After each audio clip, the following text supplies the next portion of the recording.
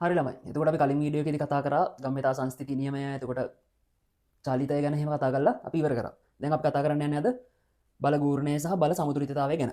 හරිද? එතකොට අපි ඉස්සල්ලාම අද බල ගූර්ණය කියන එක ගැන කතා කරමු. බල ගූර්ණය බල ගූර්ණයට යන්න කලින් හරිද අපි බලය ගැන කතා කරමු. බලය කියන්නේ මොකක්ද ළමයි? බලය කියන්නේ කිසියම් වස්තුවක ගම්‍යතාවය වෙනස් වීමට හේතු වන බලපෑමකට අපි බලය කියලා කිව්වා. එතකොට මේ වස්තුවක බල ගූර්ණය කියලා කියන්නේ ළමයි කෝණික ගම්‍යතාවය වෙනස් වීමට හේතු වන බලපෑමකට තමයි අපි වස්තුවක බල ගූර්ණය කියලා හඳුන්වන්නේ. එතකොට බල ගූර්ණය කියන එක අපිට මෙන්න මෙහෙම ලියන්න පුළුවන්. දැන් මෙන්න මෙහෙම වස්තුවක් තියෙනවා. මම මෙන්න මේක මේ වගේ දැනගෙන අසව් කරලා තියෙනවා. හරිද? එතකොට මේ ලක්ෂය වටා බල ගූර්ණය කියන එක අපිට ලියන්න පුළුවන්. එතන මෙතනින් F කියන බලයක් තියෙනවා. F කියලා බලයක් දීලා මේ බලයේ ක්‍රියාරේඛාවට මේ ලක්ෂයේ සිට ඇති ලම්බක දුරම x කියලා ගන්නවා. හරිද?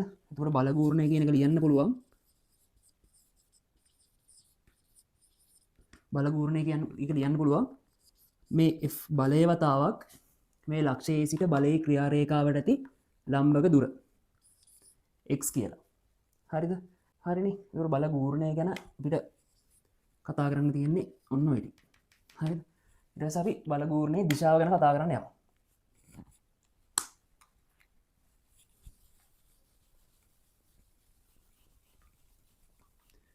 බල ගූර්ණයේ දිශාව. හරි. එතකොට බල ගූර්ණයේ දිශාව කියන එක අපිට දකුණත් කස්කුරුප්පු නියමය මගින් ගන්න පුළුවන් ළමයි. හරිද? එතකොට කිසියම් වස්තුවක් මගින් කිසියම් වස්තුවක් මත බලය මගින් කෙරෙන ගූර්ණය මෙන්න මේ ඇඟිලි හතරෙන්ද මෙන්න මේ මහපට ඇඟිල්ලෙන් බල ගූර්ණයේ දිශාව කියන එක අපිට ගන්න පුළුවන්. දැන් හිතන්නකෝ මෙහෙම. මෙන්න මේම වස්තු දෙකක් තියෙනවා. මම මේක මෙතනින් අසව් කරනවා. හරිද? ඒකට තවත් වස්තුවක් තියෙනවා. මේක මෙන්න මේ හැරින් අසව් කරනවා. මේ දුර මම x කියලා ගන්නවා. එතකොට මේකට f කියලා බලයක් ඔන්න ඔය පැත්තට දෙන්න. ඔන්න ඕකේ ඒ අවස්ථාව b අවස්ථාව කියලා ගන්නකො මම මෙහෙම. එතකොට මේකට මම බලයක් දෙනවා. මෙන්න මේ විදිහට පහළට. එතකොට මේ වස්තුවේ ගූර්ණය කියන එක ඇති වෙන්නේ දැන් බලය යොදන මේ පැත්තටනේ. ඒක නිසා මේ බලය මගින් ඇති වෙන ගූර්ණය ඇති වෙන්නේ මෙන්න මෙහෙම. ඒ කියන්නේ මේ පැත්තට කියන්නේ ඒක දක්ෂිනාවර්තව ඇති වෙනවා. බලය මගින් ඇති වෙන ගූර්ණය මේකෙදි මේකෙදි ඇති වෙන්නේ වාමාවර්තව.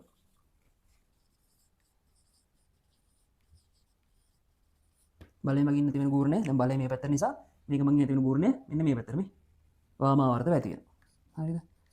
එතකොට ගූර්ණය මේ බලය මගින් ගූර්ණය මේ පැත්තට ඇති වෙනකොට ගූර්ණයේ දිශාව වෙන්නේ මොන පැත්තටද? මේ පැත්තට. ඒ කියන්නේ බෝඩ් එකෙන් එළියට. අපි ඒක ලකුණු කරනවා මෙන්න මේ විදිහට තිතක් දාලා. ඒ මන් තිතක් දැම්ම දැන් හිතන්නකෝ. මම ඊතලයක් ගන්නවා. ඊතලයක් අරගෙන මම ඒක එහෙම බෝඩ් එක ඇතුළට යන පැත්තට ගත්තොත් එහෙම අපිට ඒක පිටිපස්සේ පැත්තනේ පේන්නේ. එතකොට අපි ඒක මෙන්න මේ විදිහට කතිරයක් විදිහට මාක් කරනවා. දැන් ඒක හිතන්නකෝ බෝඩ් එකෙන් එළියට යනවා කියලා. එතකොට ඒක තුඩ පැත්ත තියෙන එළියට. අන්න ඒ විදිහට හිතලා මෙතනින් බෝඩ් එකෙන් එළියට වගේ යනවා නම් මෙන්න මේක මේ විදිහට ලකුණු කරනවා. හරිද? එතකොට මේකෙදි බලය මේ පැත්තට පහළට දෙන්නේ. එතකොට මේ ලක්ෂ්‍ය වටා ගූර්ණය ඇති වෙන්නේ මෙන්න මෙහෙම. මේ ඇඟිලි හතරෙන් පෙන්නනවා ඒක. ගූර්ණය ඇති වෙන්නේ දක්ෂිනාවර්තව.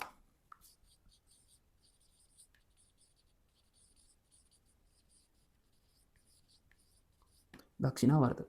එතකොට බල ගූර්ණයේ දිශාව කියන්නේ මොන පැත්තටද දෙන්නේ? මෙහෙට දක්ෂිනාවර්තය එනකොට මේ මහපට ඇඟිල්ල තියෙන්නේ බෝඩ් එක තුලට. එතකොට අපිට ඒක දාන්න පුළුවන් මෙන්න මෙහෙම. බෝඩ් එක තුලට මේක ඉවතට.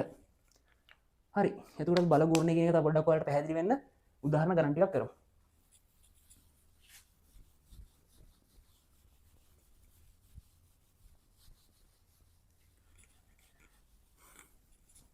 පළවෙනි උදාහරණ. මෙන්න මේ දණ්ඩක් තියෙනවා. මේ දණ්ඩේ මුළු දිග මීටර් 2යි කියලා ගන්නම්කෝ. මෙන්න මේ ලක්ෂය O කියලා ගන්නවා. මෙතනින් ඉහළට මම දෙනවා 2 නිව්ටන් බලයක්. ඒක මෙතන ඉඳන් 1 මීටර දුරයි. මෙතනින් මම පහළට දෙනවා තව 2 නිව්ටන් කියලා බලයක්. මම මෙතනින් උඩට දෙනවා 5 නිව්ටන් කියලා බලයක්. හරිද? ඊට පස්සේ මම මෙතන කියනවා O වටා ගූර්ණය කියන එක මේ වගේ වස්තුවක O වටා ගූර්ණය මම හොයන්න කියලා කියනවා. එතකොට මේ ගූර්ණය කියන එක හොයන්න කොහොමද? ගූර්ණය මම සලකනවා දක්ෂිනාවර්ත දිශාවට ධනයි කියලා. හරිද?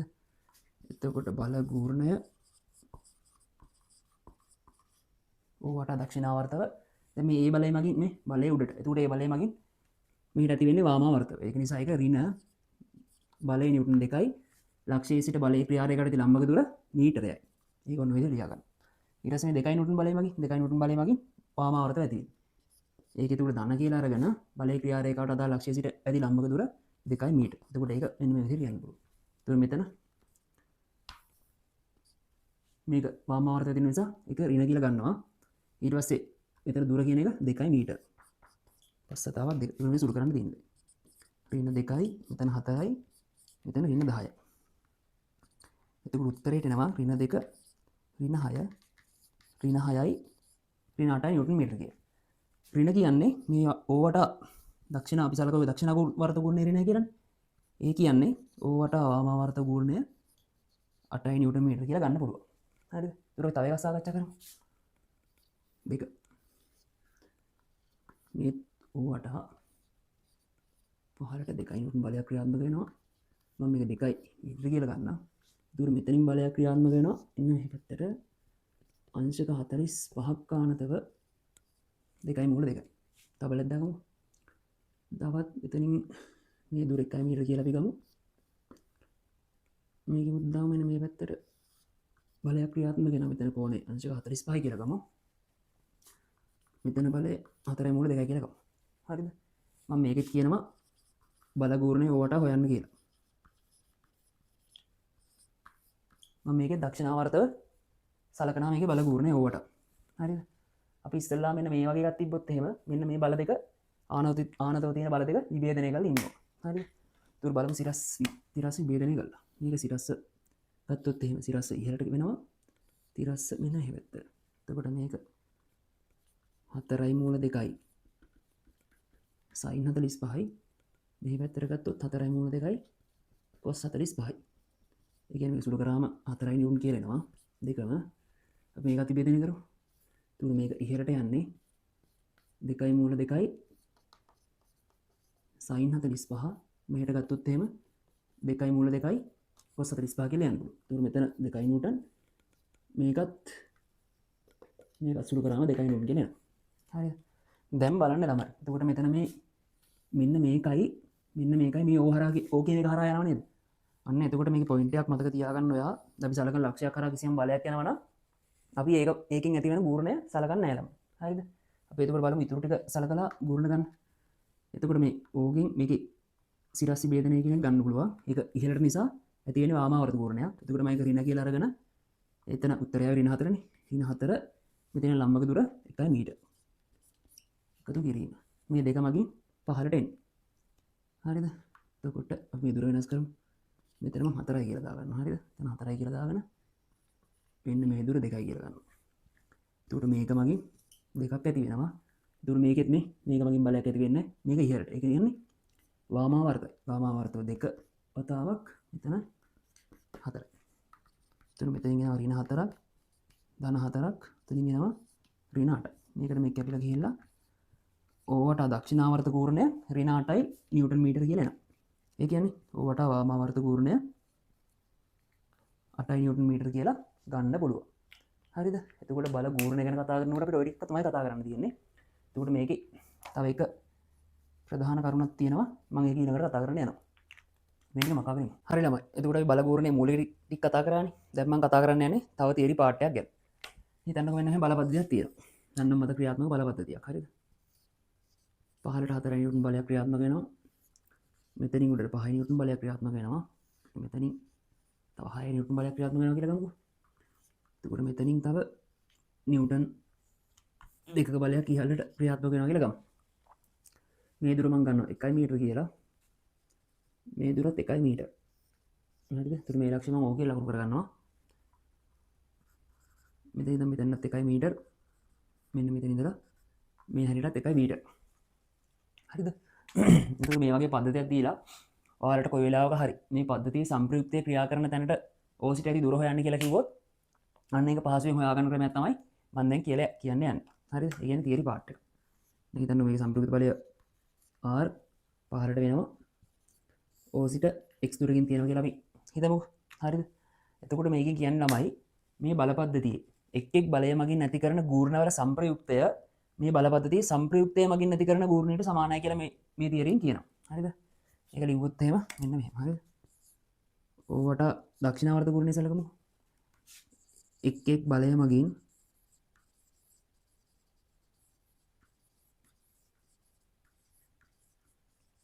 බලය මගින්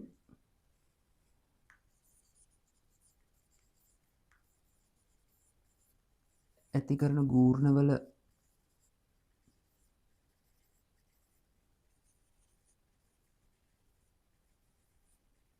එකතුව සමාන වෙනවා ඕවට දක්ෂිනාවර්තව බලපද්ධතියේ සම්ප්‍රයුක්තය මගින් ඇති කරන ගූර්ණයට. බලපද්ධතියේ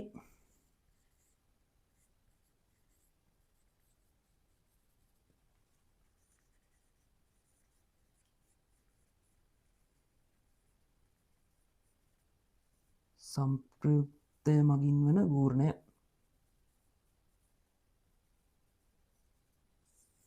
හරිද ළමයි? ඕන කෙනෙක් ඉන්නනම් මේකේ පොඩි නෝට් එකක් දාගන්න. හරි. අපි දැන් ඒක හොයන්නම්කෝ බලන්න. අපි ඉස්සෙල්ලා මේ සම්ප්‍රයුක්ත බලය R කියන හොයාගනිමු. R ඉහළට නිසා මම ඉහළට ධන කියලා ගන්නවා. හරිද? ඉහළට ධන කියලා ගමුකෝ. එතකොට මේ බලය 4යි නිසා 15ට ඍණ 4යි. මේක ඉහළට නිසා ධන 5යි. මේක 15ට නිසා ඒකත් ඍණ. එතකොට මේ දෙකයි නිව්ටන් බලය ඉහළට නිසා ඒකත් ධන කියලා මම ගන්නවා. එතකොට මෙතන ඍණ 10ක් ඇවිල්ලා ධන 7ක් එනවා. මෙතන නිව්ටන් 3ක බලයක් ඉහළට එනවා. එතකොට මේ R කියන බලය ඇත්තටම ක්‍රියාත්මක වෙන්නේ නිව්ටන් 3ක් ඉහළට යන විදිහට. හරිද? දැන් ඔතන බලමුකෝ ඕවට එක් බලය මගින් ඇති කරන ගූර්ණය. ඕවට දක්ෂිනාවර්ත ගූර්ණය මම සලකනවා. එතකොට මේ 4 නිව්ටන් බලය මගින් මේ වැත්ත දක්ෂිනාවර්තව නිසා ඒක ධන.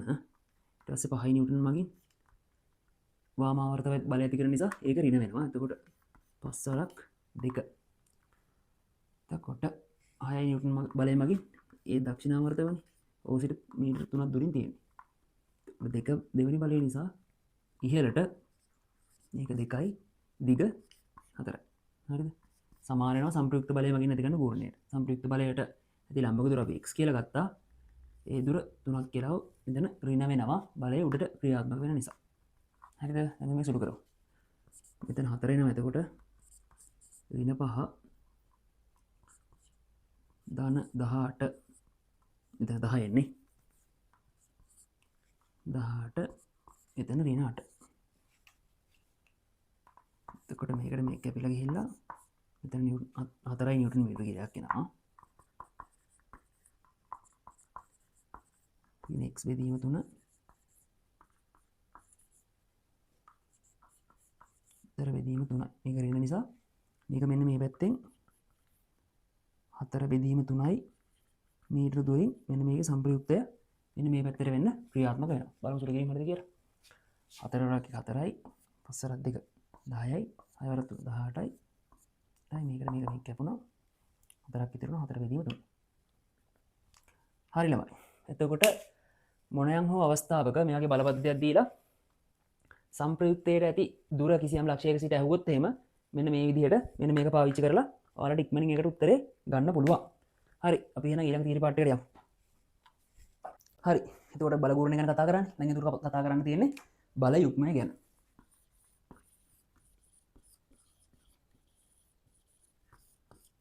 බල යුග්මය. බල යුග්මයක් කියලා කියන්නේ විශාලත්වයෙන් සමාන දිශාවෙන් ප්‍රතිවිරුද්ධ ක්‍රියාරේඛාවෙන් වෙනස් බල දෙකක් මගින් බල යුග්මයක් ඇති කරනවා කියලා අපි කියනවා ළමයි. හරිද? එතකොට මෙහෙම පැහැදිලි කරමුකෝ. වෙන වස්තුවක් තියෙනවා. ඒ වස්තුව මත මෙන්න මෙහෙට F බලයකුත් ඊට ප්‍රතිවිරුද්ධ දිශාවට ඒ විශාලත්වයේ මැති F බලයක් ක්‍රියාත්මක වෙනවා කියලා ගමු. හරිද?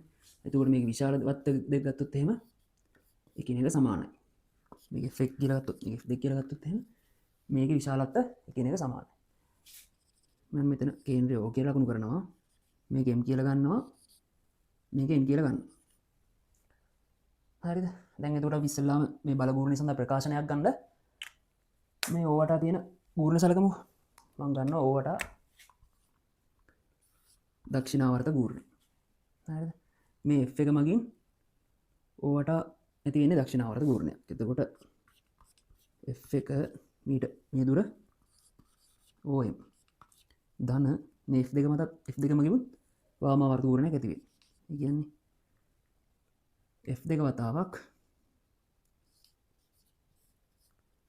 OM මේ බල දෙක විශාලත්වයෙන් සමානයි මම ඒ නිසා ඒක එළියට ගන්නවා එතකොට ලියන්න පුළුවන් OM ධන ON කියලා OM ධන ON කියන්නේ මොකද්ද MN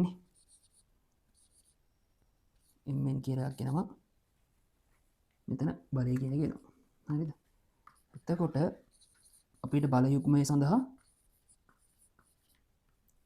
මෙන්න මෙහෙම ප්‍රකාශනයක් දීලා දක්වන්න පුළුවන් හරිද එතකොට බල යුග්මය කියන්නේ මොකද්ද බල යුග්මය කියන්නේ එක් බලයක විශාලත්වය බල දෙක අතර දුරෙන් ගුණ කරාම අපිට බල යුග්මය කියන එක ගන්න පුළුවන් හරි එතකොට අපි බලමු බල යුග්මය කියන එක මොන වගේ තැන්වලද කතා වෙන්නේ කියලා හරිද එතකොට බල යුග්මය කියන එක මොන වගේ තැන්වලද භාවිත වෙන්නේ කියලා බල යුග්මයක් භාවිතා වෙනවා ළමයි දැන් හිතන්නකෝ අපි ටැප් එකක් කරනවා කියලා එතකොට ඕකේ වෑල් එක කරකවනකොට අන්න ඒ වගේ අවස්ථාවලදීත් බල යුග්මය කියන එක තමයි පාවිච්චි වෙන්නේ හරිද ඒ කියන්නේ දැන් අපි ටැප් එක දිහා උඩින් බැලුවොත් එහෙම සාමාන්‍යව මෙන්න මෙහෙමනේ තියෙන්නේ අපි දැන් ඔක කරකවනකොට මෙහෙම කරකවනකොට මේ පැත්තට බලයක් යෙදෙනවා එහා සමානව මෙන්න මේ පැත්තට බලයක් යෙදෙනවා මෙහෙම යෙදෙන බල දෙක විශාලත්වයෙන් සමානව විශාලත්වයෙන් සමානව දිශාවෙන් ප්‍රතිවිරුද්ධව එකම ක්‍රියා රේඛාවෙන් වෙනස් තමයි ක්‍රියාත්මක වෙන්නේ හරිද එතකොට අන්න ඒක බල යුග්මයක් කියලා ගන්න පුළුවන් එතකොට දැන් ඔය වාහනේ ඩ්‍රයිව් කරන සුක්කානම කරකවනකොටත් අන්න ඕක තමයි පාවිච්චි වෙන්නේ හරිද එතකොට බල යුග්මයේ භාවිත ගැනත් අපි කතා කරා එතකොට බල යුග්මයේ අපි විශේෂ කරුණු දෙකක් තියෙනවා මම ඒකත් කියලා ඉන්නම් මේ බල යුග්මය කියන එක කිසිම වෙලාවක බිඳුවක් වෙන්නේ නැහැ ළමයි හරිද මේ පද්ධතියේ ඕනෑම තැනක බල යුග්මය ගත්තොත් එහෙම ඒ බල යුග්මයට අගයක් තියෙනවා හරිද එතකොට බලන්න මෙතන බල දෙක විශාලත්වයෙන් සමානව දිශාවෙන් ප්‍රතිවිරුද්ධ වෙන ක්‍රියාත්මක වෙන්නේ එතකොට මේක සංප්‍රයුක්තය ගත්තොත් එහෙම r සමානයි බිඳුව වෙනවා ඒ වුණාට මේකේ බල ගූර්ණය කියන එක කිසිම වෙලාවක බිඳුවක් වෙන්නේ නැහැ බල යුග්මයේ ගූර්ණය කිසිම වෙලාවක බිඳුවක් වෙන්නේ නැහැ හරි එතකොට බල යුග්මයේ තීරි පාඩයක් විදිහට කතා කරන්න තියෙන්නේ ඔය ටිකයි දැන් අපි කතා කරා බල ගූර්ණය ගැන කතා කරා බල යුග්මය ගැන කතා කරා ඊළඟට අපිට කතා කරන්න යන්න තියෙන්නේ සමතුලිතතාවය ගැන අපි යමු ඒකට හරි අපි දැන් වස්තුවක සමතුලිතතාවය ගැන කතා කරමු මොකද්ද මේ වස්තුවක සමතුලිතතාවය කියන්නේ ළමයි වස්තුවක සමතුලිතතාවය කියන්නේ කිසියම් වස්තුවක් සමතුලිතව තියෙනවා නම් එම වස්තුවේ රේඛීය ත්වරණ රේඛීය මන්දන කෝණික ත්වරණ කෝණික මන්දන ක්‍රියාත්මක වෙන්නේ නැහැ ළමයි හරිද එතකොට මේ සමතුලිතතාවය කියන එක අපි ප්‍රධාන වශයෙන් කොටස් දෙකක් කතා කරනවා සමතුලිතතාව අපි මේකේ ප්‍රධාන කොටස් දෙකක් කතා කරනවා හරිද එකක් තමයි ස්ථිතික සමතුලිතතාවය ස්ථිතික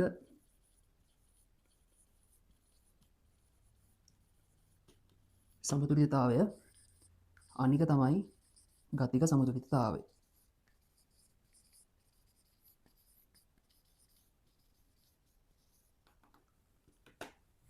එතකොට වස්තුවක් ස්ථිතික සමතුලිතතාවය කියලා තියෙනවා කියන්නේ ඒ වස්තුවේ රේඛීය ත්වරණ රේඛීය මන්දන කෝණික ත්වරණ කෝණික මන්දන එතකොට රේඛීය ඒකාකාර ප්‍රවේග කෝණික ඒකාකාර ප්‍රවේග කිසිම දෙයක් ක්‍රියාත්මක වෙන්නේ නැහැ කෙටියෙන්ම කිව්වොත් මේ වස්තුව නිශ්චලව තියෙනවා කියලා අපිට කියන්න පුළුවන් එතකොට ගතික සමතුලිතතාවය කියලා කියන්නේ ගතික සමතුලිතතාවයේ වස්තුවක් තියෙනවා කියන්නේ මේ වස්තුවේ රේඛීය ත්වරණ රේඛීය මන්දන කෝණික ත්වරණ කෝණික මන්දන ක්‍රියාත්මක වෙන්නේ නැහැ ඒ වුණාට එම වස්තුවේ කෝණික ඒකාකාර ප්‍රවේග සහ රේඛීය ඒකාකාර ප්‍රවේග කියන එක ක්‍රියාත්මක වෙනවා හරිද උදාහරණයක් විදිහට බලන්න ස්ථිතික සමතුලිතතාවය කියන්නේ මොකද්ද ස්ථිතික සමතුලිතතාවයේ යෙදෙන ඉන්න වස්තුවක් කියලා කියන්නේ එම වස්තුවේ රේඛීය ත්වරණ රේඛීය මන්දන කෝණික ත්වරණ කෝණික මන්දන සහ ඒකාකාර කෝණික ඒකාකාර ප්‍රවේග සහ රේඛීය ඒකාකාර ප්‍රවේග ක්‍රියාත්මක වෙන්නේ නැහැ කියලා.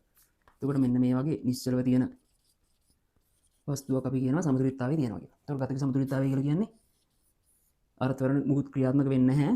ඒ වුණාට මේක ඒකාකාර ප්‍රවේගයෙන් චලනය වෙමින් තියෙනවා නම් අපි කියනවා ඒක ගතික සමතුලිතතාවයේ තියෙනවා කියලා. හරිද? එතකොට මේ සමතුලිතතාවය ගැන කතා කරනකොට වැදගත් කාරණා දෙකක් තියෙනවා. ඒ දෙක හොඳට මතක තියාගන්න ඕන නම්. හරිද? පළවෙනි එක තමයි සමතුලිතව ඇති වස්තුවක බාහිර අසමතුලිත බල ක්‍රියාත්මක වෙන්න බෑ. හරිද? ඒ කියන්නේ ඒකේ සංප්‍රයුක්තය කියන එක බිඳුවයි. සංප්‍රයුක්ත බිඳුවයි කියන්නේ ඒ කියන්නේ ඒකේ සිරස් බල විභේදන ගත්තොත් එහෙම තිරස් සමතුලිතතාවය සලකුවොත් ඒකත් බිඳුවක් වෙනවා. සිරස සැලකුවොත් එහෙම ඒකත් බිඳුවක් වෙනවා. හරිද? දෙවෙනි කාරණාව තමයි සමතුලිත වස්තුවක් තියෙනවා කියන්නේ එම වස්තුවේ අපි ඕනෑම තැනක ගූර්ණ ගත්තොත් එහෙම ඕනෑම තැන ගූර්ණ ගත්තොත් එහෙම එම ගූර්ණ ශූන්‍යයට සමාන වෙන්න ඕන. හරිද? ඒ කියන්නේ ගූර්ණයක් තියෙන්න බෑ. හරි? මෙන්න මේ කාරණා දෙක හොඳට මතක තියාගන්නමයි මේවා සෑහෙන මේ සමතුලිතතාවයෙන් ගැටලු විසඳනකොට මේ ගොඩක් ඕන වෙනවා. හරි. එතකොට මම සමතුලිතතාවය ගැන මූලික කාරණා ටික කතා කරානේ. දැන් අපි යමු ඉතුරු ටිකට. ඉස්සල්ලාම මම මේ කතා කරනවා බල දෙකක් මගින් වස්තුවක සමතුලිතතාව. හරිද? බල දෙකක් යටතේ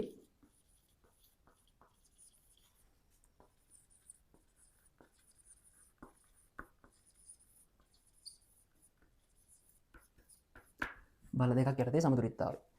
බල දෙකක් යටතේ කිසියම් වස්තුවක් සමතුලිතයි නම් අපි කියනවා එම බල දෙක විශාලත්වයෙන් සමානව දිශාවෙන් ප්‍රතිවිරුද්ධව එකම ක්‍රියාරේඛාවේ ක්‍රියාත්මක වෙන්න ඕන කියලා. හරිද? මේක මෙහෙම බලමු. දැන් මේ වස්තුවක් තියෙනවා. මේක නිශ්චලව තියෙනවා. හරිද? නිශ්චලව තියෙනකොට මේකේ කිසිම බාහිර අසමතුලිත බලයක් ක්‍රියාත්මක වෙන්නේ නැහැ. එතකොට මේකේ බර G කියලා මම ගන්නවා. ප්‍රතික්‍රියා බලය R කියලා ගන්නවා. එතකොට මේ බල දෙක යටතේ වස්තුව සමතුලිත වෙන්න ඕන නම් මේ R වල විශාලත්වයයි mg වල විශාලත්වයයි සමාන වෙන්න ඕන. දෙවෙනි කාරණාව මේ දෙක දිශාවෙන් ප්‍රතිවිරුද්ධ වෙන්න ඕන. දැන් R කියන එක උඩට තියෙන්නේ. mg කියන එක පහළට තියෙන්නේ. ඒකේ දිශා දෙක ගත්තොත් එහෙම ඒවා එකිනෙක සමාන නැහැ ප්‍රතිවිරුද්ධයි. එතකොට තුන්වෙනි කාරණාව තමයි මේ බල දෙක ඒක රේඛීය වෙන්න ඕන. හරිද? ඒ කියන්නේ එකම ක්‍රියාරේඛාවේ තියෙන්න ඕන. මෙන්න මේ වගේ. හරිද? එතකොට හදිස්සියේ හරි මේකේ ක්‍රියාරේඛාව ඒක රේඛීය නොවුනොත් එහෙම. ඒක රේඛීය නොවුනොත් එහෙම මොකක් වෙයිද? ඒක රේඛීය නොවුනොත් එහෙම එම වස්තුවේ ගූර්ණයක් ඇති වෙනවා. ගූර්ණයක් ඇති වෙනවා කියන්නේ සමතුලිත. ඒ වස්තුවේ සමතුලිතතාවය බිඳිලා යනවා. එහම ඉස්සල්ලාම කිව්වේ වස්තුවක් සමතුලිතව තියෙන්න ඕන නම් ඒ මත කිසිම බාහිර අසමතුලිත බලයක් ක්‍රියාත්මක වෙන්න බෑ. ඒ කියන්නේ සමතුලිත බලය බිඳුවක් වෙන්න ඕන. වස්තුවේ ඕනෑම ලක්ෂයක් වටා ගූර්ණය කියන එක ගත්තොත් එහෙම ඒක හැම වෙලාවෙම වස්තුව සමතුලිතයි නම් බිඳුවක් වෙන්න ඕන. හරිද? අපි බලමු එතකොට වස්තුව මත ඒක රේඛීය නොවන බල දෙකක් ක්‍රියාත්මක වුණොත් එහෙම. හිතන්න දෙන්නම්කෝ. දැන් මෙන්න මේ වස්තුව තියෙනවා. මෙන්න මේ බල දෙක. මෙන්න මේ F කියන බල දෙක විශාලත්වයෙන් සමාන දිශාවෙන් ප්‍රතිවිරුද්ධයි. හරිද? ඒ වුණාට ක්‍රියාරේඛාව වෙනස්. එතකොට මොකද්ද වෙන්නේ? මෙන්න මේ විදිහට දක්ෂිණාවර්තව ගූර්ණයක් ඇති වෙනවා. දක්ෂිණාවර්ත ගූර්ණයක් ඇති වෙනවා කියන්නේ ගූර්ණයක් ඇති වෙනවා කියන්නේ මේකේ සමතුලිතතාවය විදිලා යනවා. එතකොට බල දෙකක් යටතේ වස්තුවක් සමතුලිතව තියෙනවා නම් මොකද කිව්වේ? එම බල දෙක විශාලත්වයෙන් සමාන වෙන්න ඕන, දිශාවෙන් ප්‍රතිවිරුද්ධ වෙන්න ඕන සහ එකම ක්‍රියාරේඛාවේ ක්‍රියා කරන්න ඕන. හරි. එතකොට අපි ඊළඟට එකට කතා කරන්න යමු.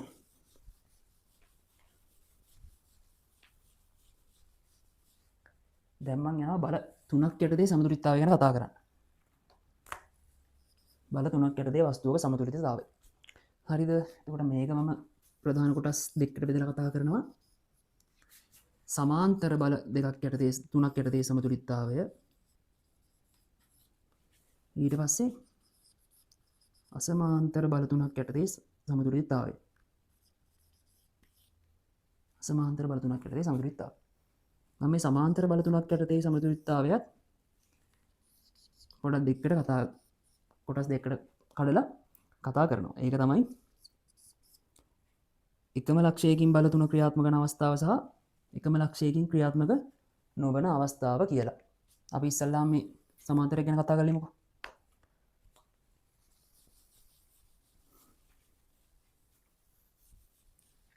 එතකොට සමාන්තර බල තුනක් යටතේ සමතුලිතතාවය. සමාන්තර බල තුනක් යටතේ සමතුලිතතාවය. හරිද? මම ඕකෙත් ඉස්සල්ලාම කතා කරනවා එකම ලක්ෂයකින් ක්‍රියා කරන සමාන්තර බල තුනක් යටතේ සමතුලිතතාවය. දැන් මේ ලක්ෂයක් තියෙනවා. මෙන්න මේ පැත්තට F2 කියලා බලයකුත් මෙහෙට F3 කියලා බලයකුත් මෙන්න මේ පැත්තට F1 කියලා බලයකුත් තියෙනවා. එතකොට මේ වගේ අවස්ථාවක මේ වස්තුව සමතුලිතව තියෙනවා කියලා කියන්නේ දැන් මේක එකම ලක්ෂයකින් මේ ලක්ෂය සමතුලිතව තියෙනවා කියලා කියන්නේ මේ බල දෙකේ සම්ප්‍රයුක්තය මෙන්න මේ F1 කියන බලයට විශාලත්වයෙන් සමානව දිශාවෙන් ප්‍රතිවිරුද්ධව ක්‍රියාත්මක වෙන්න ඕන. ඒ කියන්නේ හිතන්න දැන් මම මේ සම්ප්‍රයුක්තය ගත්තොත් එහෙම R කියලා ගන්නවා. එතකොට මෙහෙරනේ තියෙන මේ සම්ප්‍රයුක්තය මෙහෙට ධන කියලා මම ගන්නවා. හරිද? එතකොට මේ බල දෙකම ධන නිසා F1 ධන F3 මේක මෙහාට නිසා මේක ඍණ වෙනවා හරිද එතකොට මේ අංශුව මේ බල තුනේ යටතේ සමතුලිතව තියෙනවා කියන්නේ මොකද්ද මේ r කියන එක බිඳුවක් වෙන්න බෑ එතකොට මම r කියන එක බිඳුවක් කරනවා බිඳුවයි f2 ධන f3 ඍණ f1 මෙතන f1 එන්න ඕන f1 එතකොට මේක ඍණ නිසා මම මේක මෙහාට ගන්නවා එතකොට ඒක ධන වෙලා f1 සමානයි f2 ධන f3 හරිද එතකොට මේ අංශුව මේ බල තුන යටතේ සමතුලිත වෙන්න මොකක්ද වෙන්න ඕන මෙන්න මේ f1 කියන බලයේ විශාලත්වයට මෙන්න මේ බල දෙකේ විශාලත්වය සමාන වෙන්න ඕන දෙවෙනි එක තමයි දිශාවෙන් ප්‍රතිවිරුද්ධ වෙන්න ඕන මේ බල දෙකේ සංප්‍රයුක්තය මෙන්න මේ f1 කියන බලය සමග එකම ක්‍රියා රේඛාවේ ක්‍රියා කරන්න ඕන හරිද දැන් අපි කතා කරමු ඊළඟට එකම ලක්ෂයකින් ක්‍රියාත්මක නොවන අවස්ථාවක් ගැන ඒක ඉතින් අර ටික තමයි කියන්න තියෙන්නේ හරිද ඒ කොහොම ගත්තත් එකම ලක්ෂයකින් ක්‍රියා නොකරන අවස්ථාවක් ඉස්සෙල්ලා නේද දැන් හිතන්න මෙන්න මෙහෙම තියෙනවා මෙන්න මෙහෙම දණ්ඩක් මම මේ වගේ දෙකක් උඩ තියලා තියෙනවා හරිද එතකොට මෙතනින් r කියලා බලයක් ක්‍රියාත්මක වෙනවා මෙතනින් r2 පහළට මේ දණ්ඩේ බර කියන ක්‍රියාත්මක වෙනවා මේකෙත් අර ඉස්සෙල්ලා කියපු තමයි කියන්න තියෙන්නේ හරිද මේකෙත් මෙතන r1 හා r2 බල දෙකේ සංප්‍රයුක්තය මෙන්න මේ mg කියන එකට විශාලත්වයෙන් සමානව දිශාවෙන් ප්‍රතිවිරුද්ධව එකම ක්‍රියා රේඛාවේ ක්‍රියා කරන්න ඕන. හරිද ළමයි? එතකොට ඒකත් අපිට ලියන්න පුළුවන්. mg සමානයි r1 ධන r2 කියලා මේක සමතුලිතව තියෙනවා නම් අපි ඊළඟට යමු බල ආනත බල තුනක් යටතේ සමතුලිතතාවය ගැන කතා කරන්න. සමාන්තර බල ගැන කතා කරේ. යම් ආනත බල තුනක් යටතේ වස්තුවක සමතුලිතතාවය.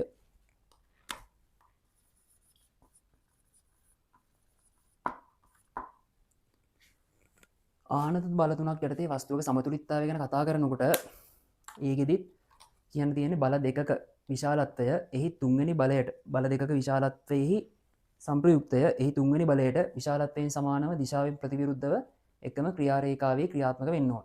හරිද? එතකොට මේකෙදි මම තව එක වැදගත් කාරණාවක් කියන්න ඕන. මෙන්න මෙහෙම ආනත බල තුනක් යටතේ වස්තුවක් සමතුලිතයි නම් එම බල තුන එකම ලක්ෂයකින් ක්‍රියාත්මක වෙන්න ඕන. හරිද? ඒ කියන්නේ මෙන්න මෙහෙම. මේ වගේ ආනත තලයක් තියෙනවා. ඒකෙම මෙන්න මේ වගේ වස්තුවක් තියලා තියෙනවා. මේ වස්තුව සමතුලිතව තියෙනවා කියලා හිතන්න. මෙන්න වස්තුව සමතුලිතයි නම් මේ ඝර්ෂණයක් තියෙන එකක් හරිද? රළු තලයක් තියෙන්නේ. එතකොට මම මේකේ ඝර්ෂණය කියන එක මෙන්න මේ පැත්තට F කියලා ලකුණු කරනවා. හරිද?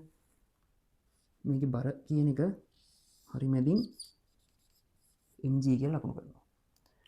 දැන් බල තුන යටතේ සමතුලිතව තියෙන්න ඕන නම් එම බල තුන එකම ලක්ෂයකින් ක්‍රියාත්මක වෙන්න බෑ. අන්න ඒක නිසා මේකේ ප්‍රතික්‍රියා බලය R කියන එක මෙන්න මෙතනින් උඩට තමයි යන්නේ. හරිද? එතකොට බලන්න මේ mg කියන එකයි මේ ඝර්ෂණ බලය කියන එකයි මේ ප්‍රතික්‍රියා බලය කියන එකයි තුනම ඒක ලක්ෂ වෙලා තියෙනවා. හරිද? එතකොට බල තුනක් ආනත බල තුනක් යටතේ වස්තුවක සමතුලිතතාවය ගැන සලකනකොට මෙන්න මේ විදිහට බල තුන එකම ලක්ෂයෙන් ක්‍රියාත්මක වෙන්න ඕන. හරිද? අපි ඒක ඉස්සෙල්ලා සමාන්තර බල තුනක් යටතේ සමතුලිතතාවය ගැන කතා කරන්නේ. එතකොට මේ අවශ්‍යතාවය වෙන්න ඕනේ නැහැ. මේක ගොඩක් වැදගත් වෙන්නේ මෙන්න මේ ආනත බල ගැන කතා කරනකොට. හරිද? අපි එතකොට යමු අර ගැන කතා කරන්න. දැන් හිතන්න මෙන්න මේ ආනත බල තුනක් තියෙනවා. F1 මේ පැත්තට F2 මෙන්න මේ පැත්තට F3. මොකක්ද කිව්වේ? ආනත බල තුනක් යටතේ වස්තුවක් සමතුලිතයි නම් බල දෙක සංප්‍රයුක්තය එහි තුන්වෙනි බලයට විශාලත්වයෙන් සමානව දිශාවෙන් ප්‍රතිවිරුද්ධව එකම ක්‍රියා රේඛාවේ ක්‍රියාත්මක වෙන්න ඕන කියලා. අපි ඉස්සල්ලාම කතා කරමු මෙන්න මෙහෙම. දැන් අපි ගත්තොත් එහෙම. මෙතන F1 හා F2 හා F2 සංප්‍රයුක්තය මෙන්න මේ F3 කියන එකට විශාලත්වයෙන් සමානව දිශාවෙන් ප්‍රතිවිරුද්ධව ක්‍රියාත්මක වෙන්න ඕන. හරිද? ඒ වගේම අපිට ගන්න පුළුවන් මේ F2 F3 ගමු. F2 හා F3 මෙන්න මේ F2 හා F3 කියන බල දෙකේ සංප්‍රයුක්තය මෙන්න මේ F1 කියන බලයට විශාලත්වයෙන් සමානව දිශාවෙන් ප්‍රතිවිරුද්ධව එකම ක්‍රියා රේඛාවේ ක්‍රියාත්මක වෙන්නත් ඕන. හරිද? ඒ වගේම අපිට ලියන්න පුළුවන් මේ F3 හා F2 ගත්තොත් එහෙම ඒ දෙකේ සංප්‍රයුක්තයත් මේ F2 කියන එකට F2 කියන එකට විශාලත්වයෙන් සමානව දිශාවෙන් ප්‍රතිවිරුද්ධව ක්‍රියාත්මක වෙනවා ළමයි. බල තුන යටතේ වස්තුව සමතුලිතයි නම්. හරිද? එතකොට මේ වගේ වස්තුව කාණත බල තුනක් යටතේ සමතුලිතයි නම් ගැටලු විසඳන්න පොඩි ආකාර ටිකක් තියෙනවා. අපි යන් ඊළඟට ඒ ටික ගැන කතා කරන්න. එතකොට ඒක පාවිච්චි කරලා ඔයාලට මේ වගේ ගැන ගැටලුව විසඳන්න පුළුවන්. හරි. එතකොට මම මේකෙදි ඉස්සල්ලාම කතා කරනවා බල ත්‍රිකෝණ ක්‍රමය. බල ත්‍රිකෝණ ක්‍රමය ඊළඟට කතා කරනවා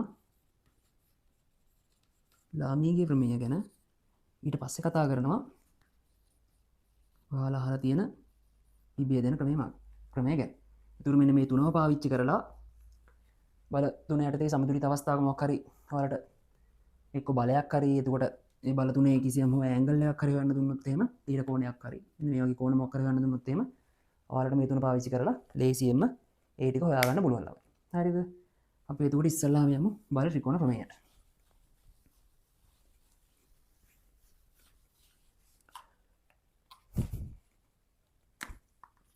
බල ත්‍රිකෝණ ප්‍රමේය.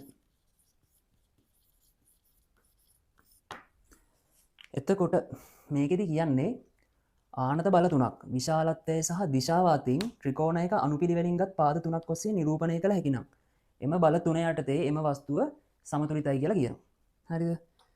ඒ කියන්නේ මෙන්න මේ බල තුනක් තියෙනවා. F1 F2 සහ F3.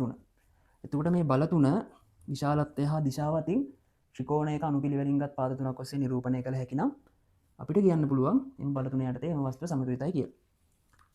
එතකොට ඉස්සෙල්ලාම බල ත්‍රිකෝණය කියන එක අඳ ගන්න ඕන. බල ත්‍රිකෝණය කියන එක අඳ ගන්නකොට අපි මේකට කිසියම් පරිමාණයක් අර්ථ දක්වලා තමයි ඒක අඳින්නේ. දැන් එතකොට මේ බලය ඉස්සෙල්ලාම අඳගෙන ගිහලා මේ විශාලත්වයෙන් සහිතව මේ ඇන්ගල් එකෙන් මෙතන අඳ ගන්න. හරිද?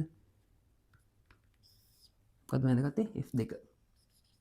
හරිද? එතකොට F1 බලේ ඒකත් මම මේ විදිහට තියලා ඒ ඇන්ගල් එකෙන්ම මෙන්න මේ විදිහට ඊට පස්සේ F3. අනිවාර්යෙන් බල තුන අඳිනකොට මේ වගේ මේ කෝණ සහ මේ බලයේ විශාලත්වයට අනුරූප විදිහ අඳින්න. එතකොට මෙන්න මේ වගේ බල ත්‍රිකෝණයක් අපිට අඳ ගන්න පුළුවන්. එතකොට අපි දැන් බල ත්‍රිකෝණ ප්‍රමේය ගැන කතා කරේ. මේකේ බල ත්‍රිකෝණ ප්‍රමේය විලෝමය කියන එකත් මේකෙදි සත්‍ය වෙනවා. බල ත්‍රිකෝණයේ විලෝමය කියලා කියන්නේ ආනත බල තුනක් යටතේ වස්තුවක් සමතුලිතයි නම් එම බල තුන විශාලත්වය හා දිශාව අතින් ත්‍රිකෝණයක අනුපිළිවෙලින්ගත් පාද තුනක් ඔස්සේ නිරූපණය කර හැකියි කියලා කියන්න පුළුවන්. හරිද? ඒක ඉස්සල්ලාම බල ත්‍රිකෝණ ප්‍රමේයයෙන් කතා කරේ. බල තුනක් යටතේ බල තුනක් විශාලත්වය හා දිශාව අතින් ත්‍රිකෝණයක අනුපිළිවෙලින්ගත් පාද තුනක් ඔස්සේ නිරූපණය කළ හැකි නම් එම බල යටතේ වස්තුව සමතුලිතයි කියලා. දෙවෙනියට කතා කරේ ත්‍රිකෝණයේ විලෝමයේදී ආනත බල තුනක් යටතේ වස්තුවක් සමතුලිත නම් එම බල තුන විශාලත්වය හා දිශාව අතින් ත්‍රිකෝණයක අනුපිළිවෙලින්ගත් පාද ඔස්සේ නිරූපණය කළ හැකියි කියලා තමයි කතා කරේ. අපි ඒකට උදාහරණයක් බලමුකෝ. අපි ඒකට බල ත්‍රිකෝණ ප්‍රමේය ගැන කතා කරානේ. අපි දැන් යම් මේකෙන් උදාහරණයක් ගැන කතා කරන්න. හරිද? එතකොට උදාහරණ දැන් හිතන්නකෝ. මෙන්න මෙහෙම වස්තුවක් තියෙනවා 5 කිලෝග්‍රෑම් බර. කියන්නේ නිව්ටන් 50යි මීටර T. මම මෙහෙට P බලයක් දීලා ඒක සමතුලිතව තියාගෙන ඉන්නවා ළමයි.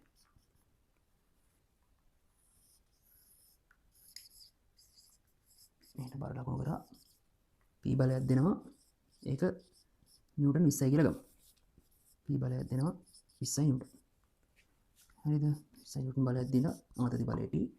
මම හිතන මෙතනින් θ කෝණයක් ආනත වෙනවා කියලා. හරිද? එතකොට දැන් අපි බලමු මේකට දාලා බල ත්‍රිකෝණ ප්‍රමේය අඳින්න. ඉස්සල්ලාම පොඩි පරිමාණයක් අර්ථ දක්වන්න ඉන්නවා මම. හරිද? එතකොට 2 සෙන්ටිමීටර් වලින් 10ක් නිව්ටන් පෙන්වනවා කියලා ගන්නවා. ඉස්සල්ලාම මේ මං 20 නිව්ටන් කියන බලය මෙතන පරිමාණයට දාලා වැඳගෙන ඉන්නවා. හරිද? එතකොට මේකට දාලා පරිමාණය වෙන්නේ මෙතන සෙන්ටිමීටර් 4ක රේඛාවක් ගත්තා නම් මෙතන 20 නිව්ටන් බලය කියලා වෙනවා. හරිද? ඊට පස්සේ මම මෙතන T කියන බලය ඇඳ ගන්න යනවා. T කියන බලය ඇඳ ගන්නකොට මෙතන θ මෙතන 90 වෙන θ. මෙන්න මේ කෝණයට අදාළව ඒ කෝණෙම ඇනලා මෙන්න මෙතනින් ඒ කෝණ ලකුණු කරලා ඔන්නෝම ඇඳ ගන්නවා T කියන බලය. අපි දන්නේ T කියන බලය කීයද කියලා. ඊට පස්සේ 50 නිව්ටන් කියන එක පහළට ඇඳ ගන්න. 50 නිව්ටන් කියන්නේ සෙන්ටිමීටර් 10ක රේඛාවක් මෙන්න විදිහට ඇඳ ගන්න ඕන. 50 නිව්ටන්. එතකොට මේක එන්නේ 90 වෙන θ. හරිද?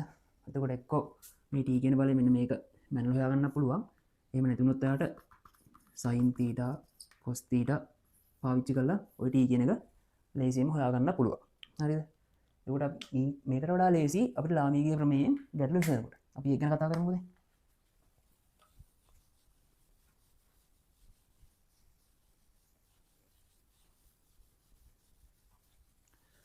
අපි දැන් කතා කරන්න යන්නේ ලාමීගේ ප්‍රමේය.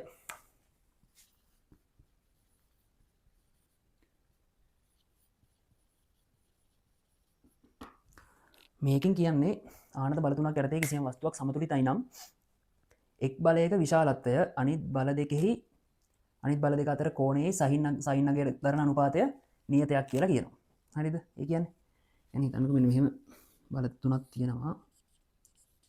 F1 F2 F3. මෙතන කෝණය මොකක්ද?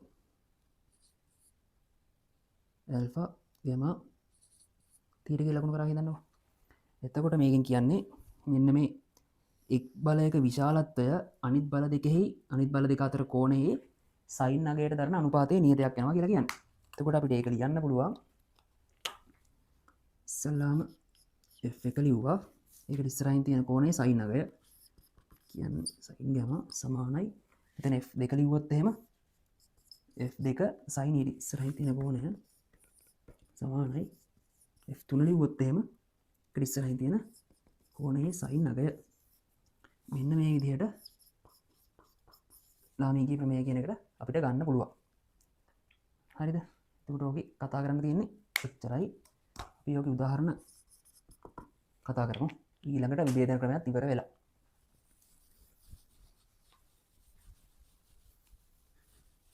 හරි. දැන් ඊට අපිට තියෙන්නේ විභේදන ක්‍රමය.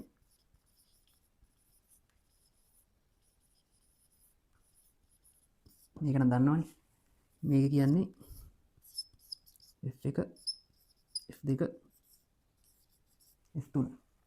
ඉස්සෙල්ලාම මොකක්ද කිව්වේ? ඉස්සෙල්ලාම මේ සමතුලිතතාවය ගැන කතා කරනකොට කිව්වා වස්තුවක් සමතුලිතයි නම් එහි බාහිර අසමතුලිත බල කියන එක ශූන්‍යයක් වෙන්න ඕන. ඒ කියන්නේ R කියන එක බිඳුවක් වෙන්න ඕන. සහ පූර්ණ කියන එක ඕනෑම ලක්ෂයක් වටා පූර්ණයක් ගත්තොත් එහෙම ඒක ශූන්‍යයක් වෙන්න ඕන. හරිද? එතකොට මේ විභේදන ක්‍රමයේදී කරන්නේ ඉස්සල්ලාම තිරස්ස බේදන ගන්නවා. ඊට පස්සේ සිරස්ස බේදන y කියන විදිහට ඒ ටික ගන්නවා. හරිද? ඒක සම්ප්‍රයුක්ත බිඳුවයි කියලා කියන්නේ. ඒකේ සිරස්ස බේදන ගත්තොත් එහෙම ඒකත් බිඳුවයිනේ. ඒක බිඳුවට සමාන කරලා ඔයාලට අදාළ උත්තර ටික ගන්න පුළුවන්. හරිද? මම හිතනවා විභේදන ක්‍රමය මේක නම් දන්නවනේ. අපි බලමු උදාහරණයක් මේක ගැන කතා කරලා. ලාමීගේ ප්‍රමේයයි විභේදන ප්‍රමේය දෙකම අහු වෙන විදිහට. හරි, අපි උදාහරණයක් තියෙනවා ඒක ගැන කතා කරමු. හරිද? එතකොට මෙන්න මේක මම කියනවා මෙන්න මේ t1 සහ t2 කියන එක හොයන්න කියලා. අපි බලමු ඉස්සල්ලා විභේදන ක්‍රමය. විභේදන ක්‍රමයෙන් ඉස්සල්ලාම තිරස්ස විභේදන x කියන එක ගමු. එතකොට මෙතන කෝණාංශක 30යි, මෙතන කෝණාංශක 60යි. තිරස්ස විභේදනය කරොත් එහෙම මේක මෙහි පැත්තට t2 cos අංශක 30යි ඍණ වෙනවා. ඊට t1 cos අංශක 60යි. මේ තඩේ මෙතන සුළු කරගෙන මෙතන මූල 3ට 2යි t1 කියන එක cos 60 කියන්නේ භාගයයි. මේක සමතුලිතතාවයේ තියෙනවා කියලා කියනවා ළමයි. හරිද? මම 5 කිලෝග්‍රෑම් එකක් උස්සලා මේ වගේ තන්දු දෙකකින් තියෙනවා කියලා කියන්නේ මේක. හරිද? එතකොට සමතුලිතව තියෙනවා කියන්නේ මේක x කියන එක බිඳුවක් වෙනවා. ඒකෙන් එනවා t1 බෙදීම මේ දෙකට දෙක අපිට දැම්මොත් එහෙම මූල 3ක් t2 සමානයි t1 කියලා ගන්න පුළුවන්. අපි ඊට පස්සේ බලමු සිරස්ස බෙදෙන සලකලා. සිරස්ස බෙදෙන සලකුවොත් එහෙම පහළට තියෙනවා නිව්ටන් 50ක් පහළ නිසා ඍණ කියලා ගන්නවා. මේක උඩට ධන t1 sin 60 t2 sin 30. එතකොට 50යි sin 60 කියන්නේ මූල 3ට 2යි. එතන t2 කියන එක භාගයයි. මේකත් බිඳුවක් නිසා සිරස් මේකත් බිඳුවක් නිසා ඒක බිඳුව කියලා අරගෙන 50 ධන 0 ලියගන්න. ඊට පස්සේ 50 කියන එක ඍණ තියෙන්නේ. දැන් ඍණ 50 තියෙන ළමයි. පින 50 කියන එක මෙහාට කියනවා මූල 3 යට 2යි භාගයයි. ඒකට මේක දෙකෙන් ගුණ කරාම 100 සමානයි t එක වතාවක් මූල 2 වතාවක් t2 එක අංක 2. එතකොට මෙතන දන්නේ නැත්තේ t1 හා t2 කියන එක ඒ දෙක හොයාගන්න මෙන්න මේ විදිහට සමීකරණ දෙකක් අපිට ඇවිල්ලා තියෙනවා. හරිද? දැන් මෙතන මම මේ කතා කරේ විභේදන ක්‍රමයෙන්. අපි මේ වල ලාමීගේ ක්‍රමයෙන් විසඳන්න.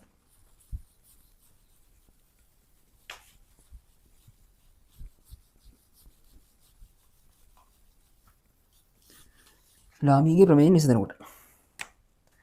එතකොට මෙතන අංශක 90ක් වෙනවා. මෙතන 90යි මෙතන 90යි. අපි මේක ආපහු ආරියට ඇඳගෙන ඉමු. එතකොට මෙතන 50 නිව්ටන් මෙහාට t2යි මෙහාට t1යි මේක 90යි මේක 30යි මේක 60. හරිද? ඉස්සල්ලා මේක ලියාගෙන ප්‍රමේය t1 sin මේ දෙක අතර කොහොමද? මේ දෙක අතර කොහොමද කියන්නේ කොහොමද? sin 90 දාන 30.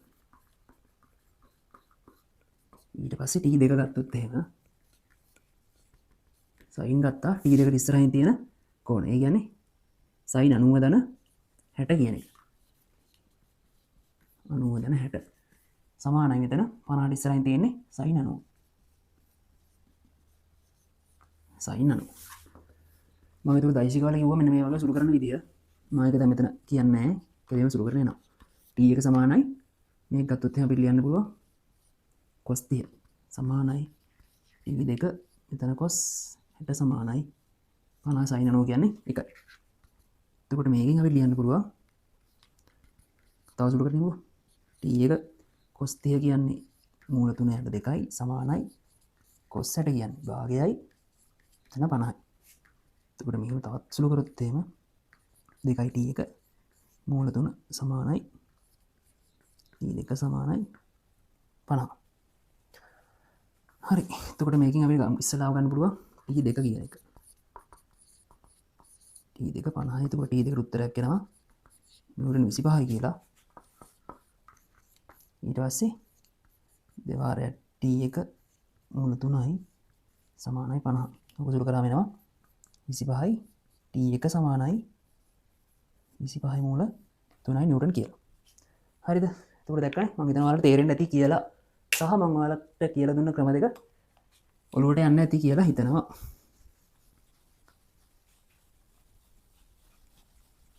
හරි ළමයි. එතකොට මම තව ඔයාලට MCQ වලට වැදගත් වෙන දෙයක් කියලා දෙන්නම්. අපි ඉතින් ත්‍රිකෝණ අඳින්න ළමයි. ත්‍රිකෝණ අඳිනකොට හරිද?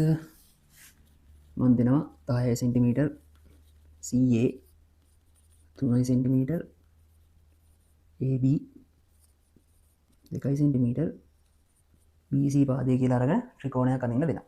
හරිද? ඔය පළවෙනි එක. ඊට පස්සේ මම තව ත්‍රිකෝණයක් අඳින්න කියනවා. දන්නවා මේකේ අවස්ථාව මේක B ත්‍රිකෝණ. හරිද?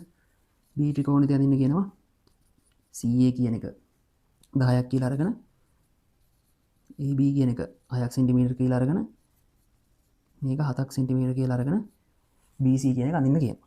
හරිද? එතකොට මේ වගේ අවස්ථාවකදී ඔයාලට ත්‍රිකෝණයක් අඳින්න පුළුවන් නේද ළමයි? බලමු දෙක. ඉස්සෙල්ලා මෙන්න මේකට 10 cm කියලා රේඛාවන් ගහගන්න. අර පොඩි කාලේ ත්‍රිකෝණ අඳින්න කිව්වනේ අර අඩි රූලක කව කට්ටෙන් සෙන්ටිමීටර් 3ක් අරගෙන ඒක මෙතන කේන්ද්‍රීය විදිහට අරගෙන මෙහෙම රවුමක් ගහලා එතකොට 3 cm ඇන්දොත් එහෙම ඔන්න ඔහොම එකක් එනවා. හරිද?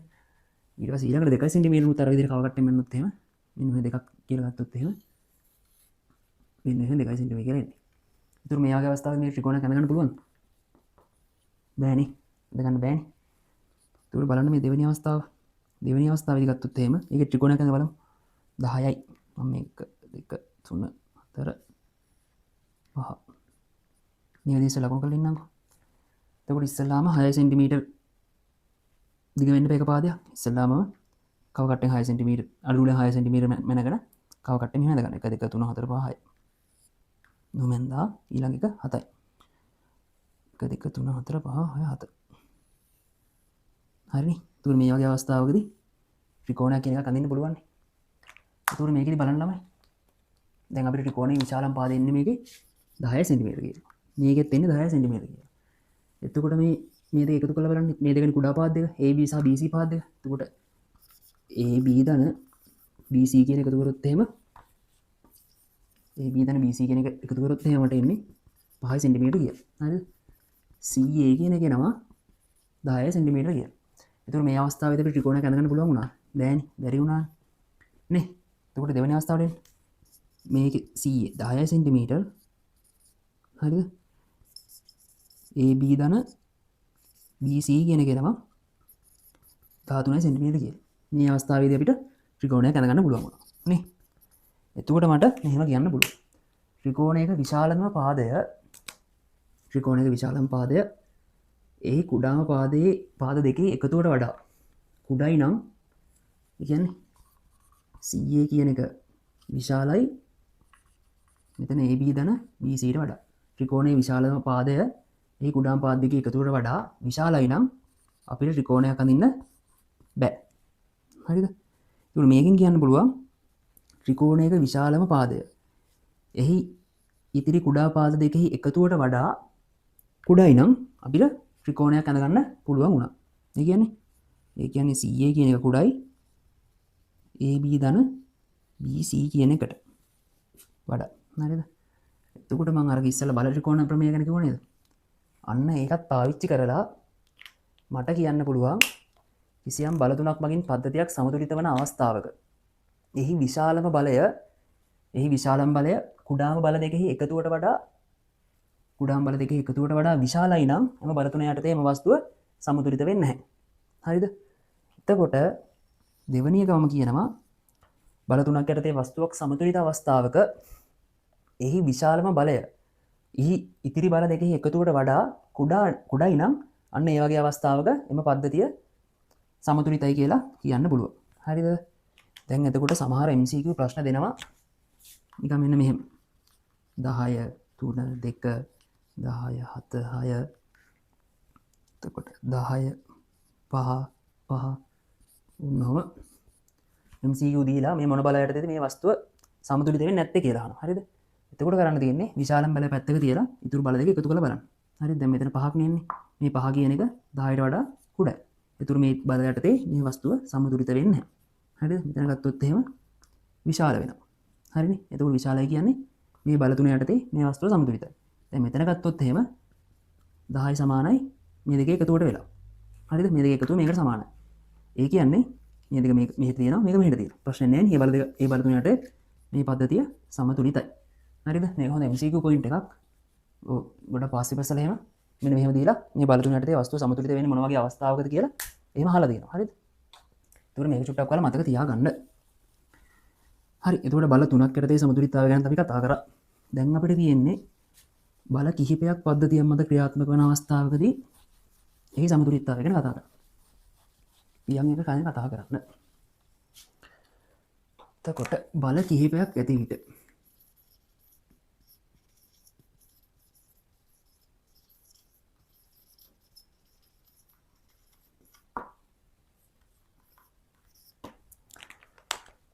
හරිද?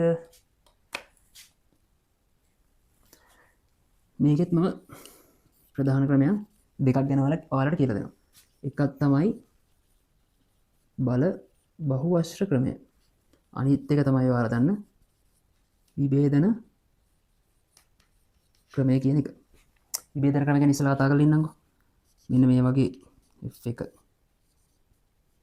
F2 F3 F4 සහ F5 තියෙන බල පද්ධතියක් තියෙනවා කියලා හිතන්නකෝ. ඒතර මේ බල පද්ධතියේ සිරස් විභේදනය කරලා එක ගන්න. තිරස් විභේදනය කරලා ඒක අරගත්තා. ඊට සිරස් විභේදනය ගත්තා. ඒ දෙක බිඳුවට සමාන කරලා ඔයාලට විභේදන ක්‍රමය යටතේ මේක විසඳ ගන්න පුළුවන්. හරිද? දැන් අපි කතා කරමු බල බහුවශ්‍ර ක්‍රමය ගැන. මේ බල බහුවශ්‍ර ක්‍රමයෙන් කියන බල ත්‍රිකෝණී ක්‍රමයෙන් අපි කතා කරේ. අන්න ඒ වගේම දෙයක්. වස්තුවක් කිසියම් බල පද්ධතියක් වස්තුවක් මත කිසියම් බල පද්ධතියක් ක්‍රියාත්මක කරයි නම් එම බල පද්ධතිය විශාලත්වය සහ දිශාවතින් බහුවශ්‍රයක අනුපිළිවෙලින්ගත් පාද ඔස්සේ නිරූපණය කළ හැකි නම් එම බල යටතේ බල පද්ධතිය සමතුලිතයි කියලා කියනවා. හරිද? ඔන්න ඕක තමයි බල බහුවශ්‍ර ක්‍රමය කියලා කියන්නේ. ඒකේ විලෝමයත් සත්‍යය කියලා කියනවා. ඒ කියන්නේ බල කිහිපයක් මගින් කිසියම් වස්තුවක් සමතුලිතයි නම් එම බල විශාලත්වය හා දිශාව අතින් අනුපිළිවෙලින්ගත් බහුවශ්‍රයක අනුපිළිවෙලින්ගත් පාදෝෂය නිරූපණය කළ හැකි කියලා ඒක ප්‍රමේය විලෝමයෙන් කියනවා. හරිද? ඒකට දැන් මෙන්න මෙහෙම එකක් තිබ්බොත් එහෙම අපි ලෝකන් අර වගේ අඳ ගන්න පුළුවන්. පරිමාණයක් ගන්නවා නම් එහෙමයි. මේක අඳගත්තොත් එහෙම ඉස්සලාම F3 බලය මෙහෙට තියෙනවා. F2 කියන එක මෙන්න මේ පැත්තට තියෙනවා.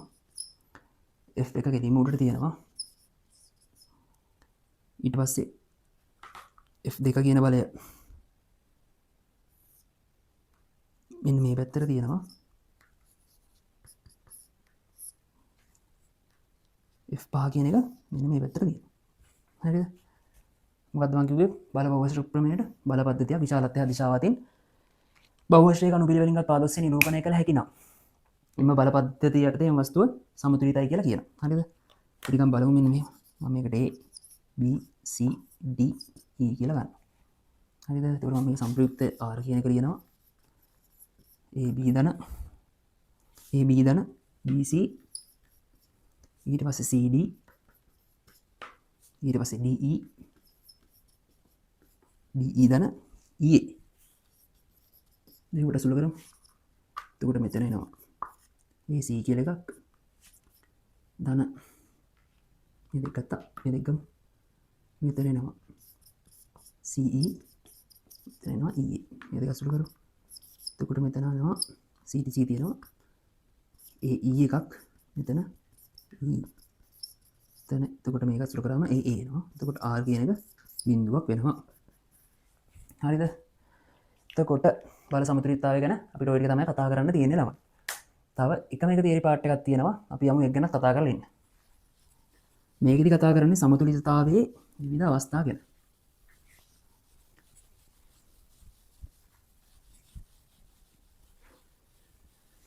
හරි අපි යම් මාතෘකාව ඉස්සර ලියාගනිමු.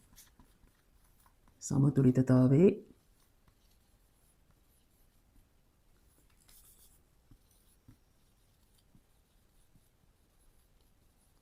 විවිධ ආකාර.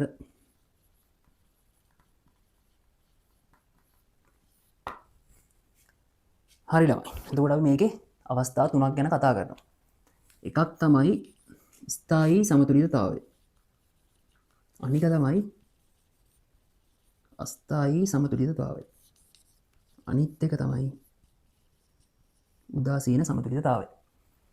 හරිද? එතකොට අපි කතා කරන්න තියෙන්නේ ඔන්න ඔය තුන. ඔය තුනට කතා කරන්න කලින් පොඩි දෙයක් කියලා ඉන්න ඕන. එතකොට වස්තුවක් හැම වෙලාවෙම කැමති මේ වස්තුවේ විභව ශක්තිය පහළ මට්ටමක තියාගන්න. හරිද? එතකොට විභව ශක්තිය කියන එක පහළ මට්ටමකට ගේන්න මේ වස්තුවේ ගුරුත්ව කේන්ද්‍රය කියලා එකක් තියෙනවා. ඒ ගුරුත්ව කේන්ද්‍රය පහළ මට්ටමකට ගෙනාවුවම ඒ වස්තුවේ විභව ශක්තිය කියන එක පහළ මට්ටමකට ගේනවා.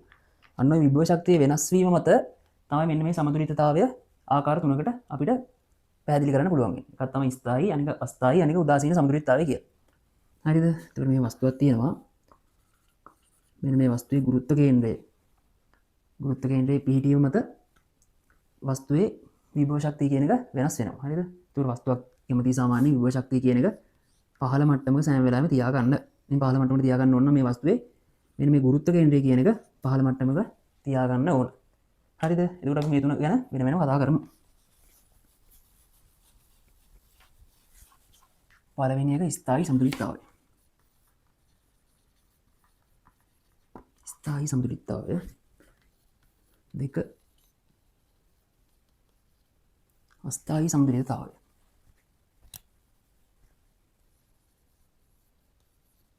අස්ථායී තුන උදාසීන. හරිද? එතකොට හිතන්නකෝ මම ගන්නවා මෙන්න මෙහෙම අර්ධ ගෝලාකාර භාජනයක් තියෙනවා. ওই භාජනය ඇතුලේ මෙන්න මෙහෙම වස්තුවක් තියලා තියෙනවා. ගුරුත්ව කේන්ද්‍රය G. මම මේක මෙන්න මෙහෙම මම මේ වස්තුව මෙන්න මෙහෙම තියලා මේ වස්තුවට පොඩි විස්ථාපනයක් දෙනවා තමයි. මොකක් වේද? මේ වස්තුවට පොඩි විස්ථාපනයක් දුන්නම මේක මෙහාට ඇවිල්ලා ආපහු මෙතන වෙනවා තමයි. හරිද? විස්ථාපනයක් දෙනවා කියලා එහෙනම් ලොකු විස්ථාපනයක් දීලා මේක එළියට යන්න දෙන්නේ නැහැ. පොඩි විස්ථාපනයක් දෙන්නේ. හරිද? එහෙනම් පොඩි විස්ථාපනයක් දුන්නම මේක චුට්ටක් මෙන්න මෙහෙම දෝරන වෙලා වගේ මෙන්න මෙතන නවතිනවා. හරිද? එතකොට මේ කොයි වෙලාවෙ මෙන්න මේ වගේ කිසිම තැනක නවතින්නේ නැහැ නේ. එතකොට මේ වස්තුව ගත්තොත් එහෙම මේ වස්තුව ගත්තොත් එහෙනම් මේකේ විභව මේ ගුරුත්ව කේන්ද්‍රයේ තියෙන පහළම තියෙන පුළුවන් පහළම තැන තමයි මෙන්න මෙතන. මේකේ විභව ශක්තිය තියෙන පුළුවන් අඩුම අවස්ථාවක් මෙන්න මේක තමයි. හරිද? එතකොට අපිට කියන්න පුළුවන් මේ වස්තුව දැන් කොහෙ ගියත් මෙතන එනවනේ. ඒ කියන්නේ මේ වස්තුව ස්ථායී සමතුලිතතාවයේ තියෙනවා කියලා අපි කියනවා. හරිද? එතකොට දැන් මම අර අර්ධ ගෝලාකාර වාචනේ අනිත් පැත්ත හරවනවා. අනිත් පැත්ත හරවලා මේක මෙන්න මෙතන තියලා තියෙනවා. නොම තියලා මම ඉස්සෙල්ලා වගේ අරකට පොඩි විස්ථාපනයක් දෙනවා. يعني පොඩි තල්ලුවක් දීලා දාන්න. මෙතන මොකක් වෙයිද? මේක අනිවාර්යෙන් මෙවට වැටෙනවා ළමයි. මොකද මේකේ දැන් මේ මෙතන ඉච්චුසර් මේක බිම් මට්ටම ගත්තොත් එහෙම මේක මෙතන එන්න පුළුවන් පොඩි බලයක් දීලා තල්ලු කරොත් එහෙම. හරිද? ඒ කියන්නේ මෙතන වඩා මේ මට්ටමට වඩා මෙතන මේ වස්තු විභව ශක්තිය කියන අඩුවේ ගුරුත්ව කේන්ද්‍රය කියන එක පහළ තියෙනවා. හරිද? එතකොට මේකට කියනවා අපි අස්ථායි සමතුලිතතාවයක් කියලා. හරිද? අස්ථායි සමතුලිතතාවයක් කියලා කියන්නේ මේ වස්තුවේ සමතුලිතතාවය ඉක්මනින් බිඳ වැටෙනවා. මේ තල්ලුව දුන්න ගමන් මේක විභව ශක්තිය අඩු කරගන්න පහළට ගිහිල්ලා පහළ වැටෙනවා. හරිද? හරි. ඊළඟට අපි ගමු උදාසීන සමතුලිතතාවය. මෙන්න මේ වගේ පාරක් තියෙනවා. මෙන්න මේ පාරේ මම තිරස් මේසයක් කියන්නකෝ අපි. තිරස් මේසයක් ගමු. තිරස් මේසයක් මත මෙන්න මේ ගෝලය තියලා මම මේකට පොඩි විස්ථාපනයක් දෙනවා. උට පොඩි විස්ථාපනයක් දුන්න ගමන් මූ මෙන්න මෙතන ගිහිල්ලා ඉන්නවා. හරිද? එතන මම තවත් විස්ථාපන දෙනවා කියලා. මේක මෙහානම තියෙනවා. කිසි ප්‍රශ්නයක් නැහැ. මේක ගුරුත්ව කේන්ද්‍රය එකම මට්ටමක තියාගෙන. ගුරුත්ව කේන්ද්‍රය එකම මට්ටමක තියනවා කියන්නේ මේක විභව ශක්තියක් වෙනස් වෙන්නේ නැහැ. එකම මට්ටමක තියාගෙන ඉන්නවා. හරිද? මූට කැහුවත් වැඩක් නැහැ.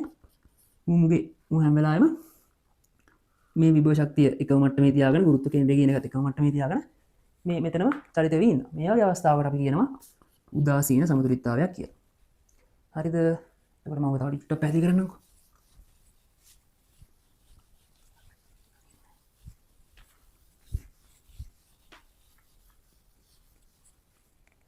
හිතන්න මෙන්න මේ විදිහට එතන පැත්තලි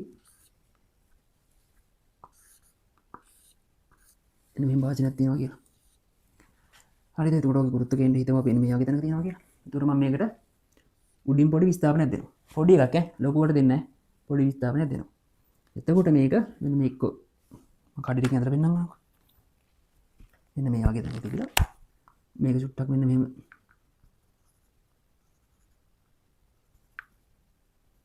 පොඩ්ඩක් කැලින් වෙලා ආපහු මේ මට්ටම වැටෙන්න පුළුවන්. හරිද? ඒක මේක මේ පැත්තෙන් දුන්නොත් එහෙම ඒත් මේ වගේම මේ වගේ පොඩ්ඩක් කැලින් වෙලා ආපහු මෙතනම එන්න පුළුවන්. හරිද? එතකොට අපි ඒකට කියනවා ස්ථායී සමතුලිතතාවය කියලා. මූ කොච්චර හැවුවා මූට ආයි තිබ්බ දැනටම එනවා. හරිද? ඒක තමයි ස්ථායී සමතුලිතතාවය කියලා කියන්නේ. එතකොට අස්ථායී සමතුලිතතාවය කියලා කියන්නේ මේකම හරවන ඔළුවෙන් අතට. කොහොම තියලා මෙතන ගුරුත්ව කේන්ද්‍රය තියෙන්නේ. පොඩි විස්ථාපනයක් දැම්ම මොකක් වෙයිද? පොඩි විස්ථාපනයක් දැම්මොත් එහෙම මූ අනිවාර්යෙන් පෙරලනවා ළමයි. පොඩි විස්ථාපනයක් මෙහෙම තල්ලුවක් දැම්මොත් එහෙම නේ ගුරුත්ව කේන්ද්‍රය උඩ තියෙන්නේ. අනික මේ එතනත් පොඩි තල්ලුවක් දැම්මොත් එහෙම මේක අනිත් පැත්තට වැටිලාම යන්න පුළුවන් ළමයි. හරිද? ආයෙ ඇලින්ගලා මේ පැත්තට එන්න යනවා වැටෙන්න තියෙන ළමයි මේ පහළට වැටලා යනවා. ඒකට ගුරුත්ව කේන්ද්‍රය මේකේ පහළ මට්ටමවලම අරගෙන විභව ශක්තිය අඩු කරගන්නවා. හරිද? දැන් එතකොට බලමු මේ බිම තියෙන අවස්ථාව. මොහොම තියෙනවා.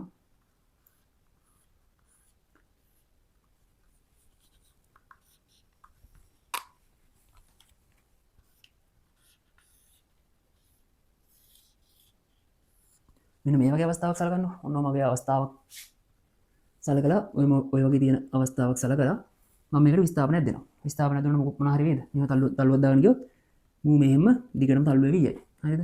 විස්ථාපනයේ කිසිම වෙනසක් වෙන්නේ නැහැ නේ. ඒ කියන්නේ හැඩේ කිසිම වෙනසක් වෙන්නේ නැහැ.